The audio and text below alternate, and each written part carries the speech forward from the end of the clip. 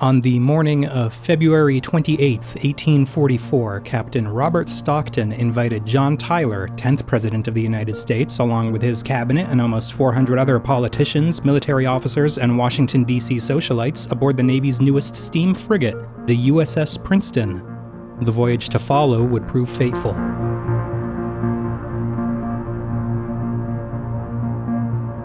Over the course of a long and distinguished naval career dating back to the War of 1812, Captain Stockton had accrued a reputation as somewhat of a glory hound. Tales of his exploits against illegal slave ships off the coast of Africa and pirates in the Caribbean turned him into a celebrity back home, while those who knew Stockton privately described him as a blowhard, a spoiled child of fortune. But for all his faults, Stockton was also forward-thinking.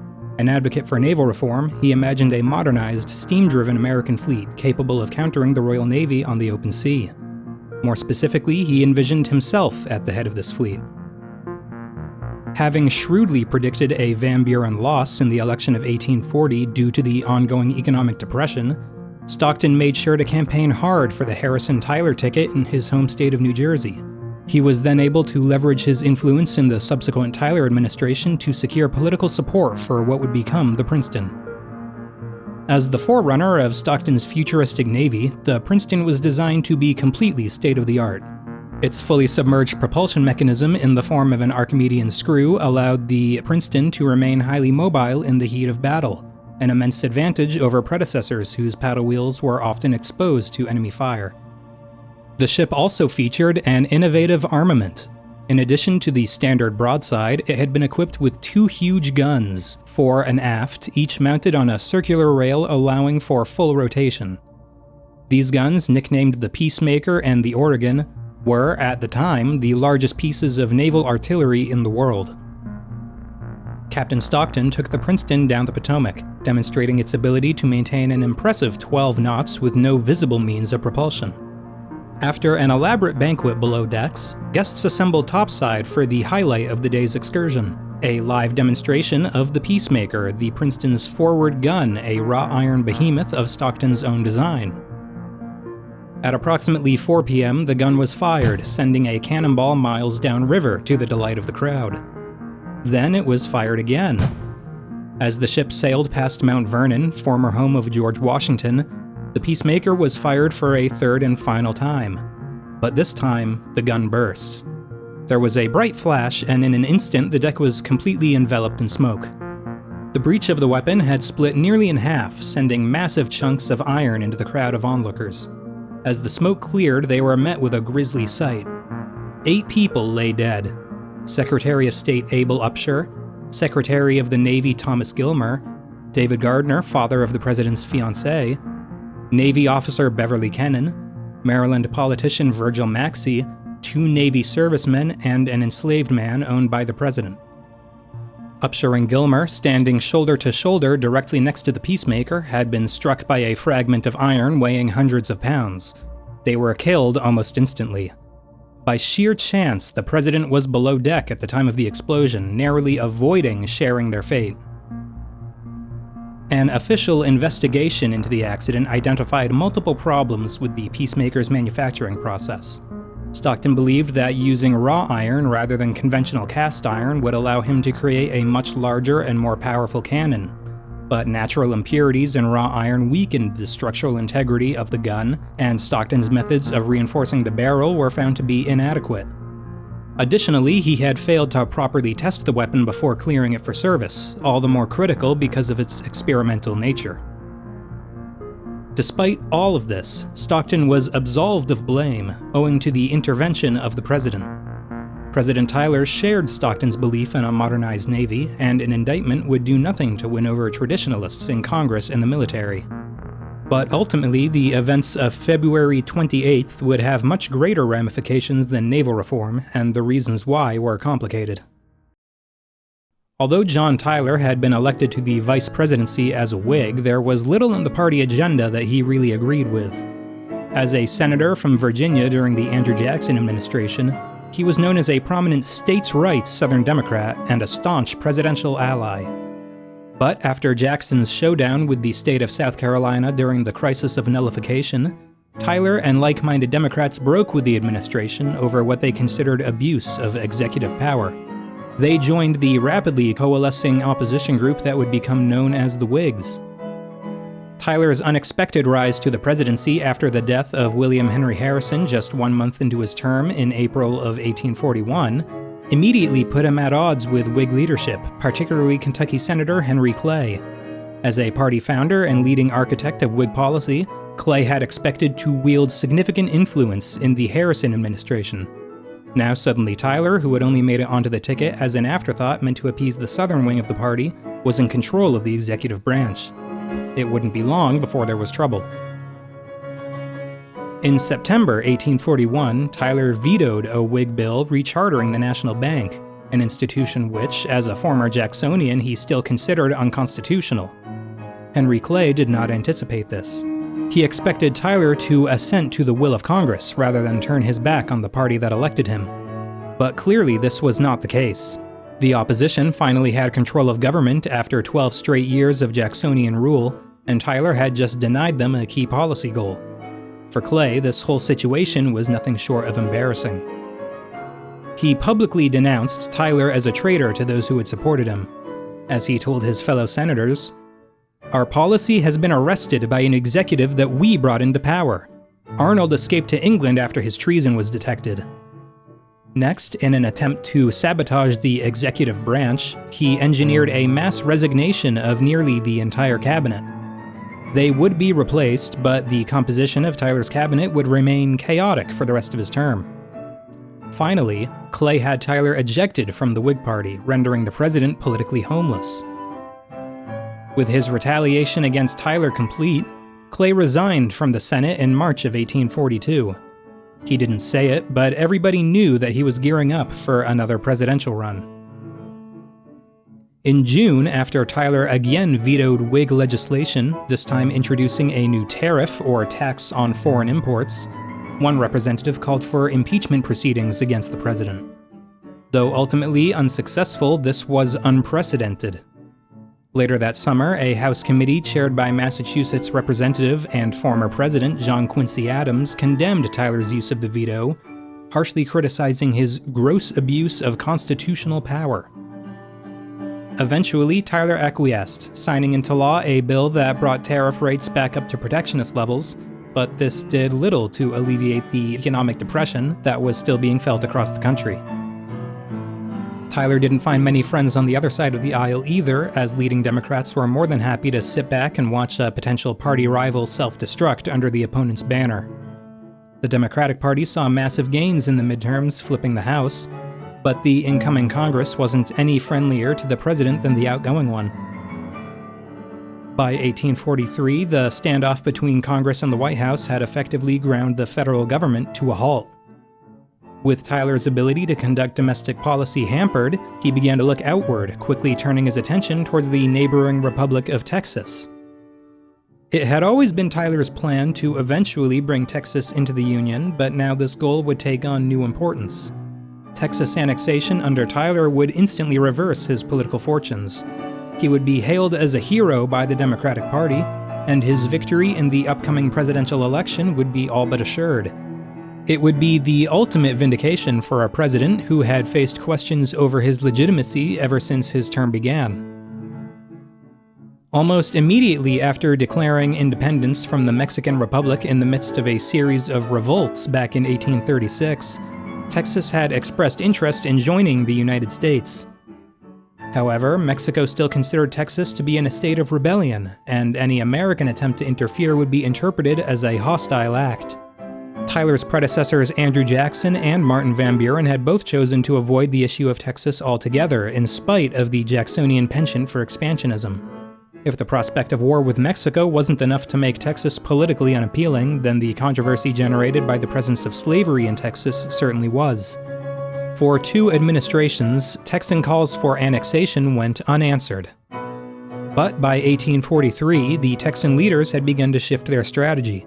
They considered their geopolitical situation simply too precarious to wait around for American political winds to shift, So Texan President Sam Houston began openly suggesting that Texas might be interested in rejoining Mexico in exchange for increased political autonomy within the Republic.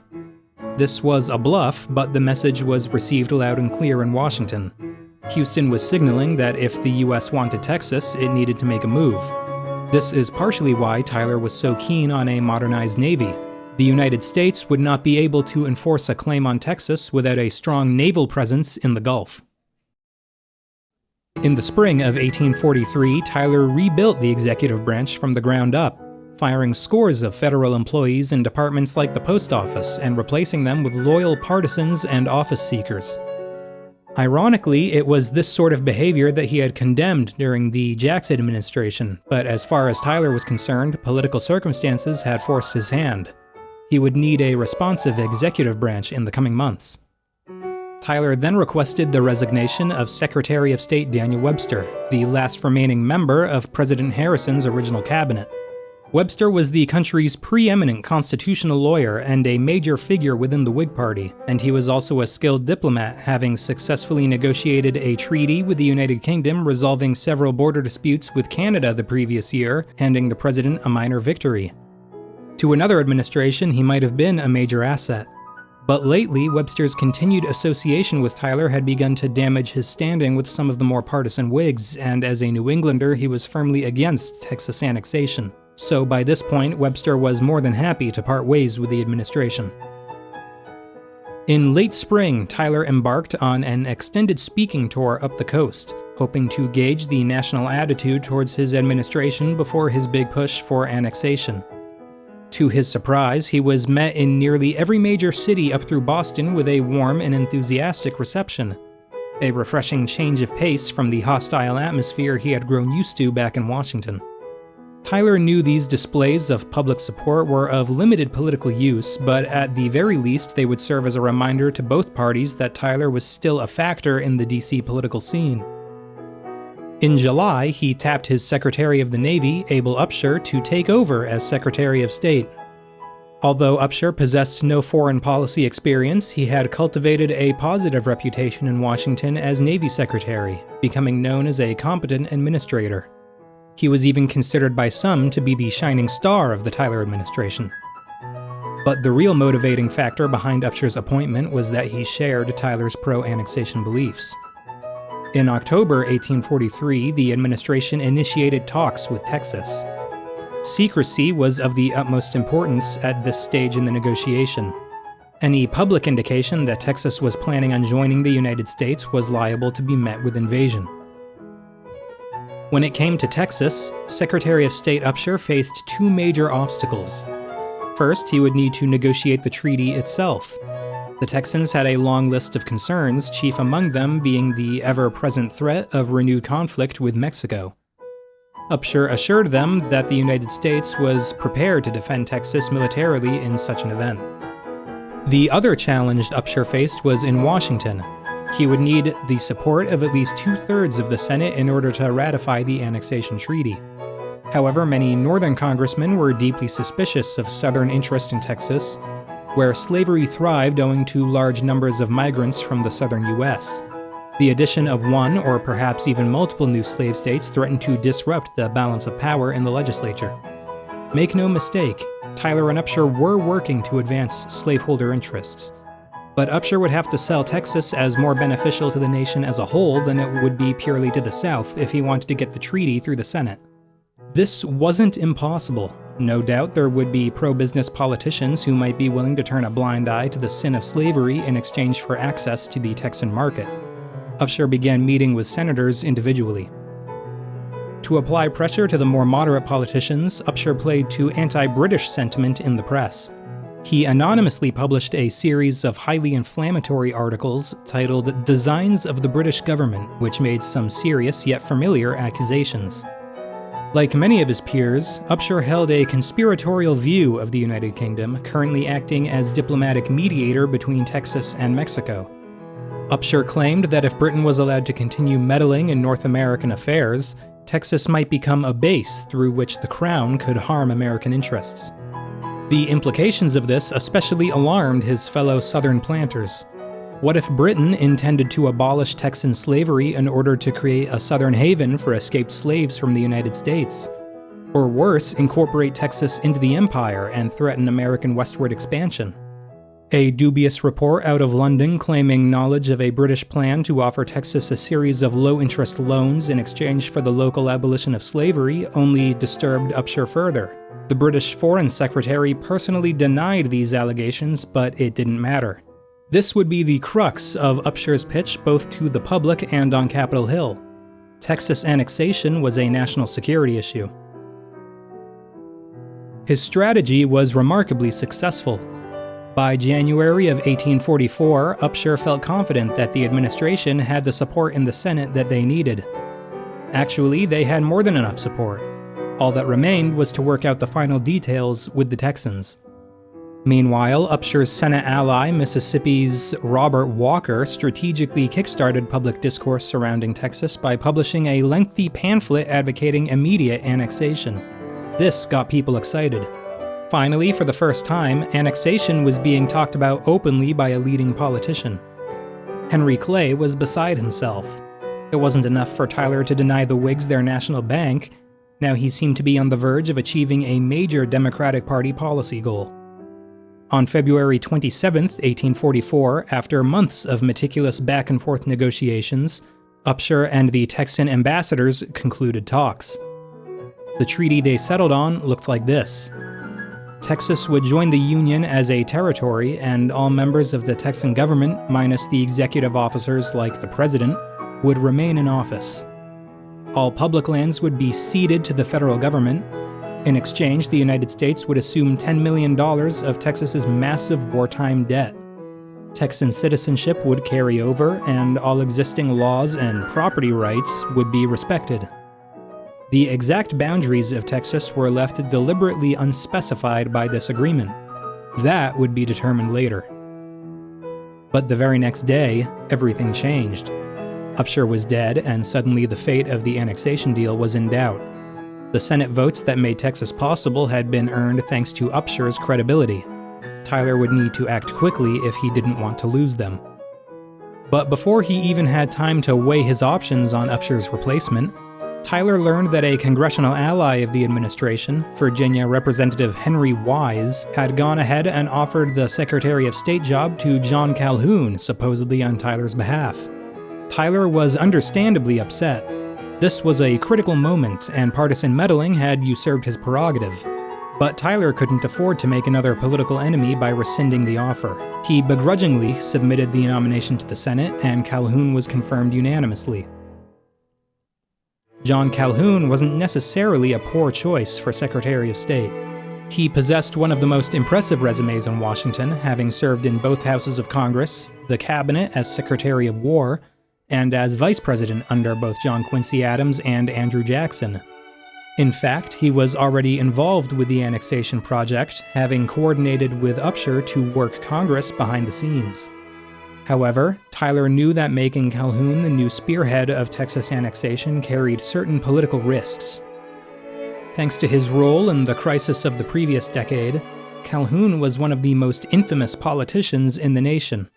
His radical interpretation of states' rights doctrine, holding that states reserve the right to negate federal legislation or even withdraw from the Union as a remedy to federal overreach, once brought South Carolina and Andrew Jackson's government to the brink of war.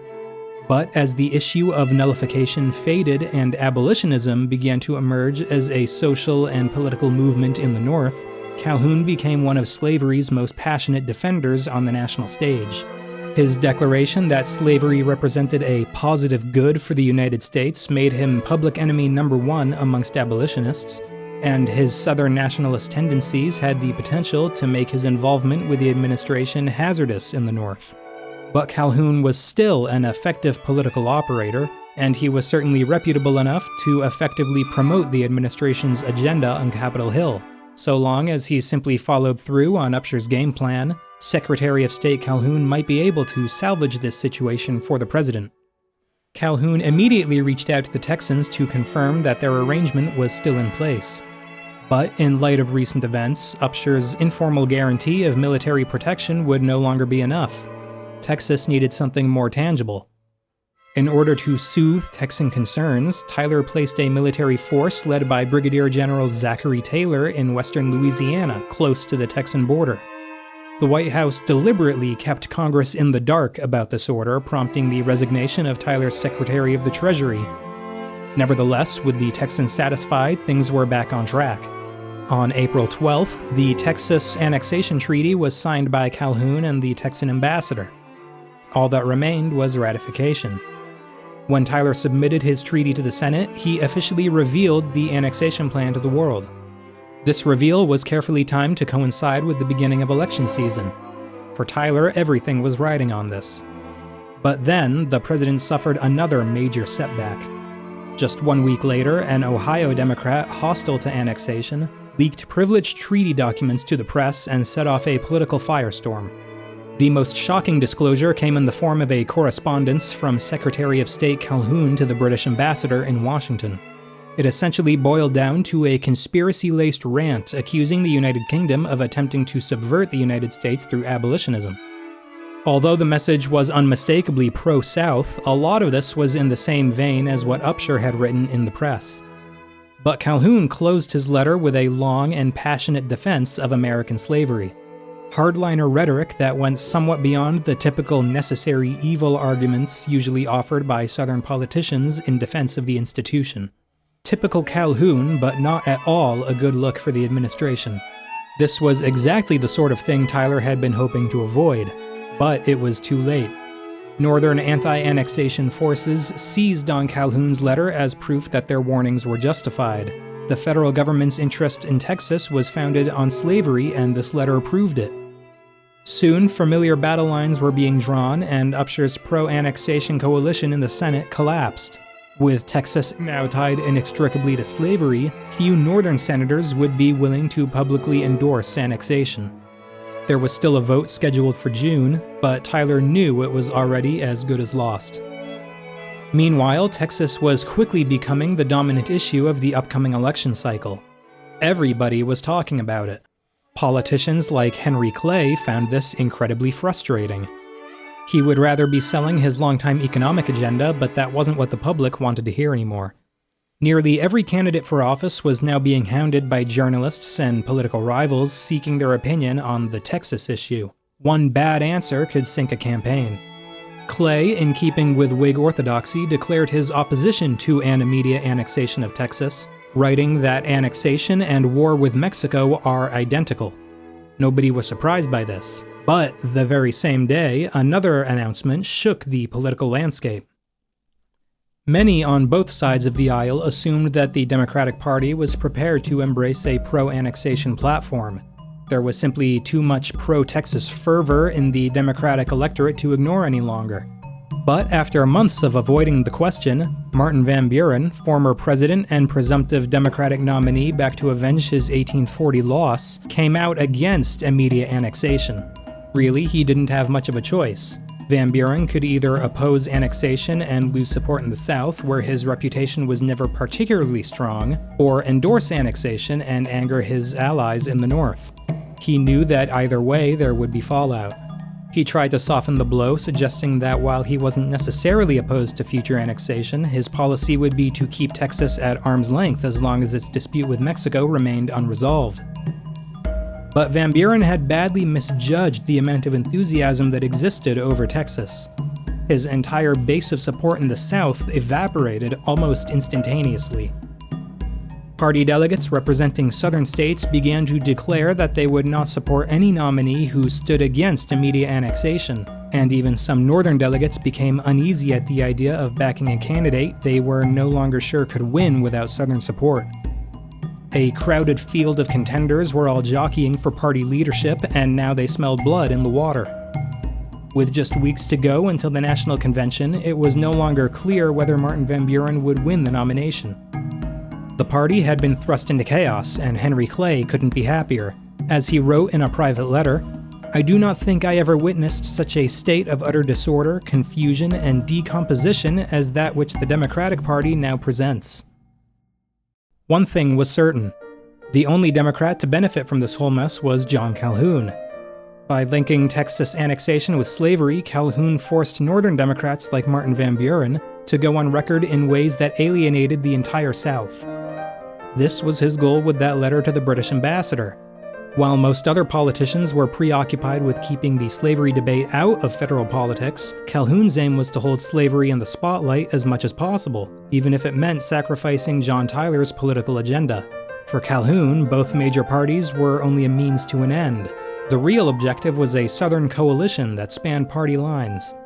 If Calhoun could successfully unite Southern Whigs and Democrats in common defense of slavery, his own position as a Southern leader would grow stronger. Now with Texas at the forefront of public debate, Calhoun's stock was on the rise. On May 1st, 1844, Whig Party leadership assembled in the city of Baltimore for their national convention. Unsurprisingly, Henry Clay was handed the presidential nomination by acclamation. It was no contest. This would be his third time running for president, and this time Clay stood unrivaled as leader of the Whigs. Word of his nomination became the first piece of news ever relayed by telegraph in the United States, directly to the Capitol building in Washington, 40 miles away. A few weeks later, the Washington-Baltimore telegraph line would be properly inaugurated before Congress with the message, "What hath God wrought?" The vice presidential nomination was only slightly more competitive. The Whigs, now painfully aware of the damage that a poorly chosen vice presidential candidate can do, settled on Theodore Frelinghuysen of New Jersey after a brisk 3 rounds of voting. He wouldn't have been Clay's first choice of running mate, but he wasn't a bad choice either. At least he was an actual Whig this time. An evangelical who supported a number of social causes, he was known to the public primarily for his outspoken opposition to Andrew Jackson's Indian removal policy.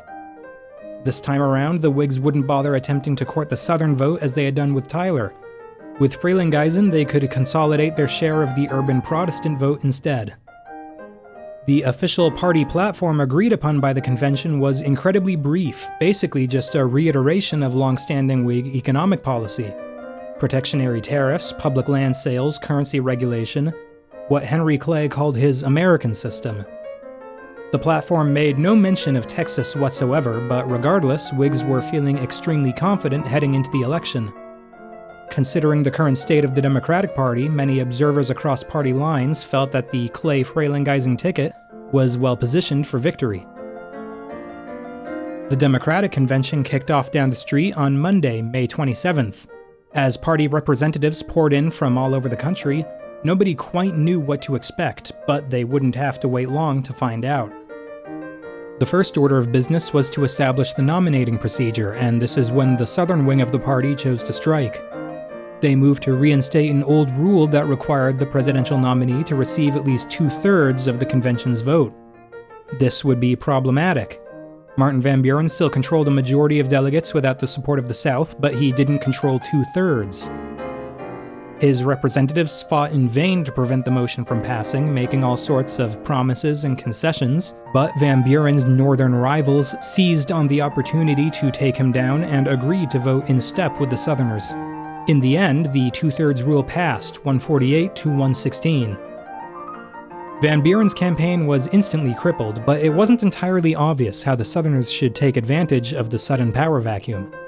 There were a number of challengers, but currently none of them had anywhere near the amount of support needed to overcome the 2/3 rule. Most prominent among them was Michigan's Lewis Cass, whose frontier doctrine of popular sovereignty held that the status of slavery in the territories should be up to the local residents, not Congress. This hands-off philosophy was particularly popular with moderates who wanted to keep slavery out of public debate, and it made Cass a much more palatable choice for the Southern delegates, but he was a man who Martin Van Buren personally distrusted. As long as Van Buren could help it, Cass wouldn't be allowed anywhere near the nomination. On Tuesday, the convention voted. With the 2/3 rule in place, the winner of the presidential nomination would need a total of 177 votes. Van Buren held on to his majority share of delegates, coming in at 146 votes to 83 for Cass, but nobody had enough to claim the nomination, meaning the convention would be forced to vote again. On the second round, Cass picked up 11 votes, while Van Buren lost 19, with more votes now going to his former Vice President Richard Johnson and Pennsylvania Senator James Buchanan. On the third round, Cass's vote total held mostly steady while Van Buren's continued to fall. By the fifth ballot, Cass was in the lead, but everyone knew that as long as Van Buren's core group of supporters held firm, they could prevent Cass from claiming the nomination indefinitely. They had reached an impasse, and tensions were beginning to run high. The convention floor was hot, stuffy, and crowded, and people were beginning to get very tired of it. A formality that was supposed to have taken less than an hour had ended up dragging on all day, and the party was seemingly no closer to finding a candidate than when they started. After the seventh round of voting, Van Buren delegates began to call for adjournment. When this didn't work, they rushed the speaking stage to demand the two-thirds rule be rescinded and Van Buren be handed the nomination based on his initial majority. This predictably led to an argument. At one point, an Ohio delegate began loudly insulting Southern political leaders. The Southerners did not take kindly to this, and for a moment it looked like there was about to be a full-on brawl before the chair managed to restore order. After this episode, the convention decided to retire for the evening. Across town, another political convention was being held. The hastily assembled Democratic-Republican Party, or Tyler Party, a single-issue pro-annexation group composed mostly of Tyler's executive branch appointees, gave the president their enthusiastic endorsement. This was more of a stunt than it was a genuine political movement. Tyler's not-so-subtle threat of a spoiler candidacy was intended to make sure the Democratic Party adopted a pro-annexation platform for the election. Even though John Calhoun had torpedoed the president's re-election gamble earlier in the summer, Tyler was no less pro-South than he had always been. He would do what he could to make sure annexation came to pass. Meanwhile, Democratic agents held intense talks in the saloons of Baltimore all through the night, hoping to somehow work out a deal by sunrise. As long as Van Buren still controlled his share of delegates, any potential nominee would need to meet his approval. Van Buren's preferred candidate was Senator Silas Wright, a fellow Albany Democrat with whom Van Buren had dominated the labyrinthian world of New York politics for almost 20 years. But Wright had no interest in running for president. In fact, he wanted to stay as far away from the Texas issue as possible, preemptively shutting down all speculation regarding his candidacy and indicating to the convention that his position on Texas was the same as Van Buren's. Wright was a dead end.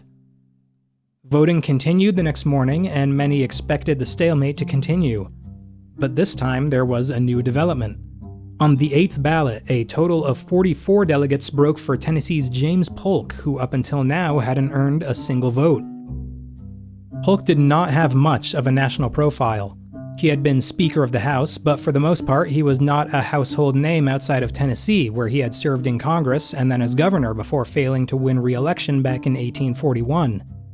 Polk had begun the year hoping that a long-shot vice presidential bid might jumpstart his floundering political career, but now he found himself the center of attention. His sudden emergence was actually the work of Andrew Jackson, now 77 years old and maintaining a watchful eye on national affairs from his Nashville estate. After Van Buren's disastrous rejection of Texas, Jackson summoned Polk to his home and told him that he would have an opportunity to replace Van Buren as Jackson's political heir. By pulling some strings behind the scenes, Jackson arranged for Polk's name to be brought up as a compromise candidate at the convention. It would be the last significant political action of his life. Although himself a prolific slave owner, Polk didn't publicly identify with the southern wing of the party. Rather, he considered himself a strict, non-sectional Jacksonian. Most importantly, he was an enthusiastic expansionist. Polk declared his intent to re-annex Texas, which he claimed was rightfully owned by the United States as part of the Louisiana Purchase.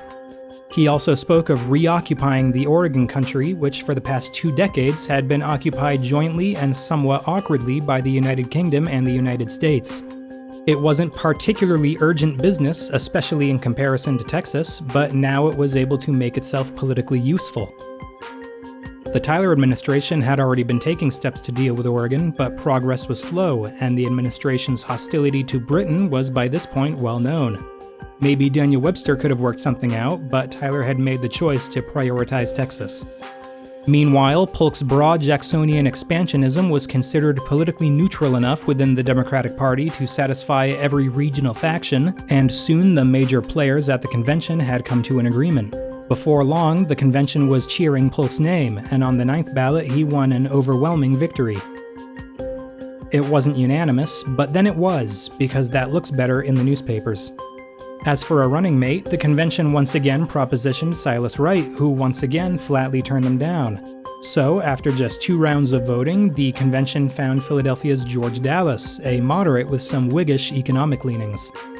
The Democratic platform, much like the Whigs, mostly boiled down to existing party doctrine, but prominently it also called for the full annexation of both Texas and Oregon.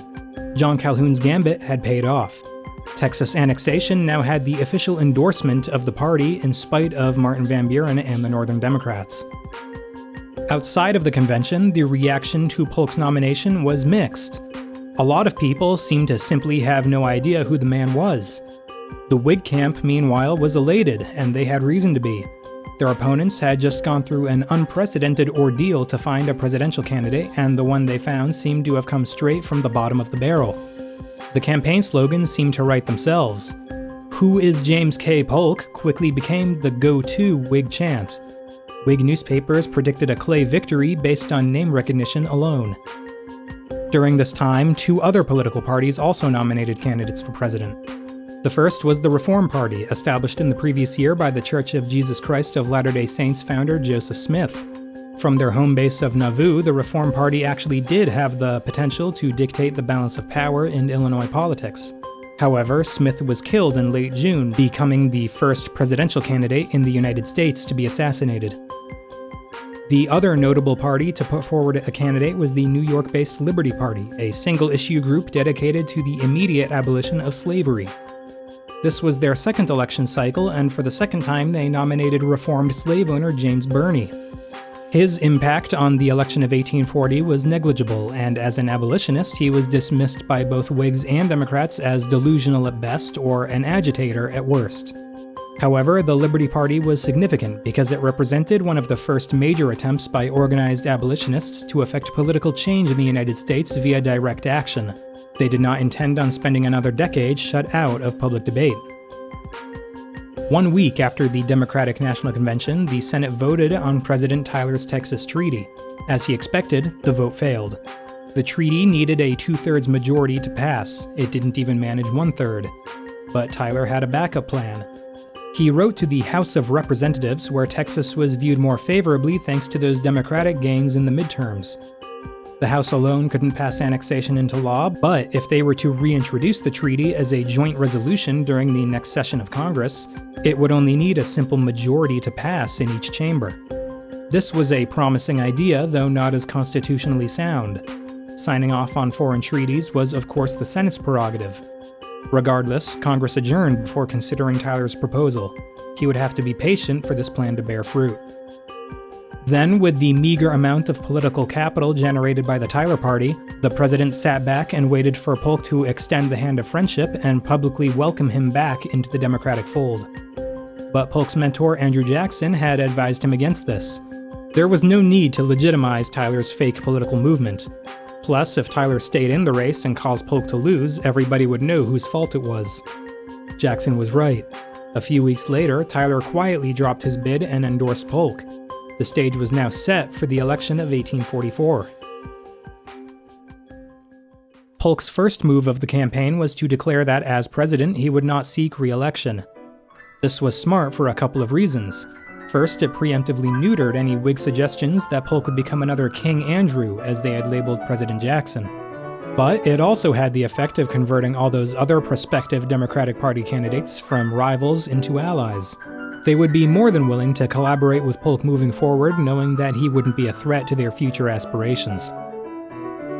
Polk made the acquisition of Texas and Oregon central to his campaign, weighing in on other issues only when he absolutely had to. He modestly expressed support for a 20% revenue tariff, which he claimed would provide enough incidental protection to satisfy northern and mid-Atlantic business interests without angering Southern free trade supporters. Polk was directly targeting one of Henry Clay's core constituencies, and he was attempting to deny Clay the ability to campaign on a key piece of his economic agenda. But this was just one component of a larger strategy. Every position Polk took was designed to cast him as a moderate without any sectional loyalties. Meanwhile, the Whig campaign was off to a much rockier start. Henry Clay was subject to numerous personal attacks out the gate, not all of them unfounded.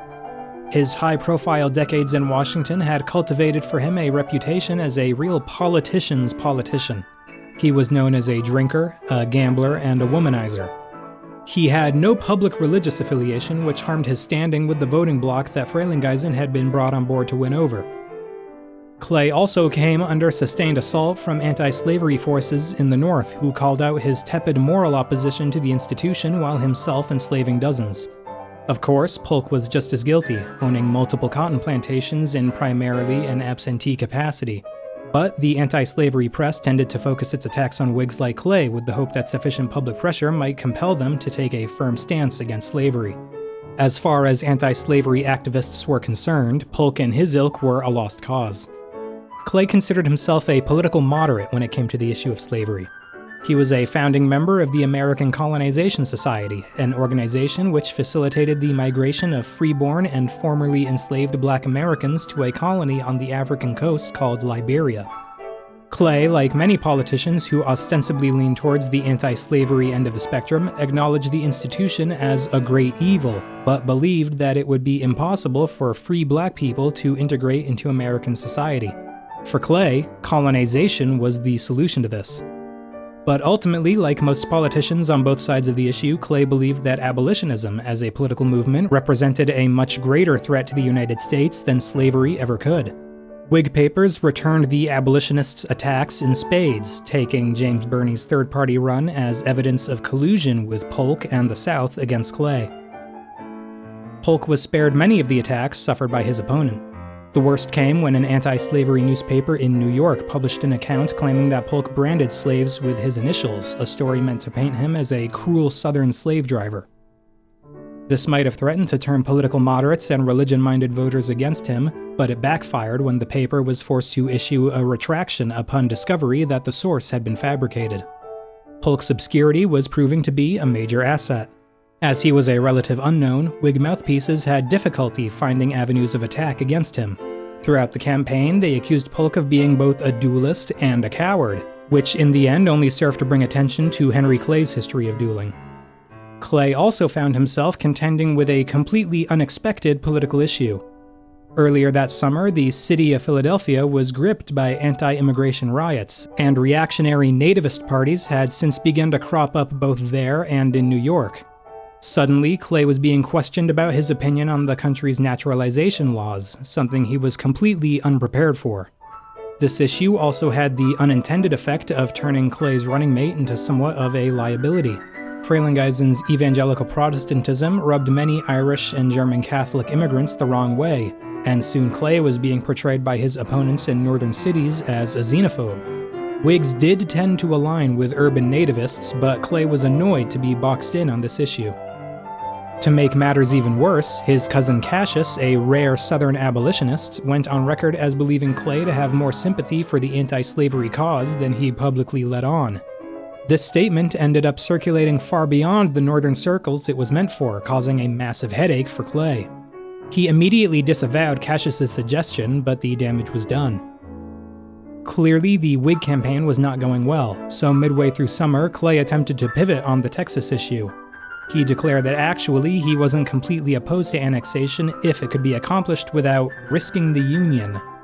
This position was incredibly vague and was attacked from every direction. His lukewarm support for annexation wasn't taken seriously in the South, and it only served to damage his image in the North. No matter how hard Clay tried to play the moderate, this campaign wouldn't let him. In November, voting finally commenced. It had been a particularly toxic election cycle, marred by relentless mudslinging and personal attacks. But for many, it was primarily a referendum on Texas. A vote for Polk was a vote for annexation. A vote for Clay was a vote against. After about 2 weeks, voting in every state had concluded and the results were tallied. Like the last presidential election, turnout again reached a level once unheard of in American politics. With nearly 80% of the eligible population casting a vote, the process of party solidification and mobilization that had begun during the Jackson era was unmistakably complete. Polk swept the Deep South and the frontier states, along with the Democratic stronghold of New York and the critical battleground state of Pennsylvania. The Mormon Church, still reeling from the loss of their political and spiritual leader, lent their support to Polk. handing him a comfortable victory in Illinois. However, he lost his birth state of North Carolina and political home state of Tennessee to Clay, who also claimed his own home state of Kentucky along with Ohio and most of traditionally Whiggish New England and the Mid-Atlantic region. But it wouldn't be enough. By a national margin of less than 40,000 votes, James Polk defeated Henry Clay. The race was extremely close in several states, but the linchpin of Polk's victory was New York, the state with the most electoral votes on the line. Polk took New York by a thin margin of just 5,000 votes, but that on its own wasn't enough to turn heads. What really got people's attention was the Liberty Party's showing. The Abolitionist Party, which in 1840 had only received 7,000 votes nationwide, had this time managed to pull in over 62,000, exclusively in northern states. Almost 16,000 of these votes came from New York alone, and the implication was immediately apparent. Many came to the conclusion that abolitionists had cost Henry Clay the state of New York and by extension the presidency. Whigs were concerned before, but now they were terrified. Abolitionism wasn't going away. The party had to adapt, but nobody knew exactly how. While the Whigs and an astonished Henry Clay retreated to lick their wounds, Democrats across the country were celebrating. They had managed to pull off a victory that, just a few months prior, many considered impossible. Come next March, James Polk would be sworn in as president, and the United States would once again be on the verge of extending its national borders. A Polk newspaperman would soon give this expansionist zeal a new name: Manifest Destiny.